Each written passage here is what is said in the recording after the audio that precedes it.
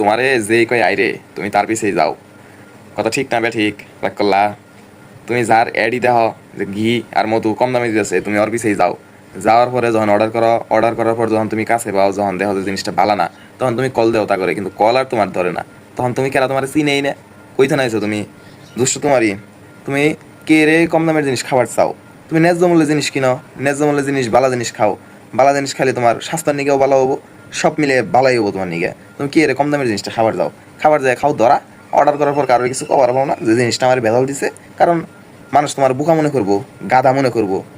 আর এই যুগে আইসা তো এই কাজ কেউ করে না, তার জন্য তুমি লুক লজ্জায় কারোর কিছু কবার পাও না।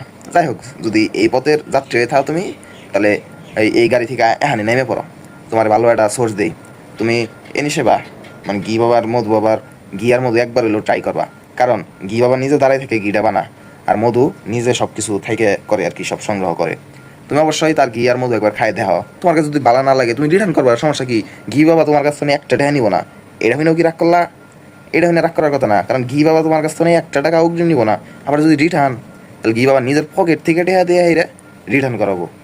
তাহলে আর চিন্তা ভাবনা না করে তাই কইতেছি, অল্প দামে ভেজাল জিনিস না খায় ন্যায্য মূল্যে খাঁটি জিনিসটা খাও। ঘি বাবা বা মধু বাবার কাছ থেকে বা এনে সেবা তোমরা যেই নামে চিনো এই বাইরের কাছ থেকে নিবার পাও। তাই দেখিয়ে অর্ডার করে হালাও। আর আমি যত কিছু বললাম তোমরা রাগ করো না আবার।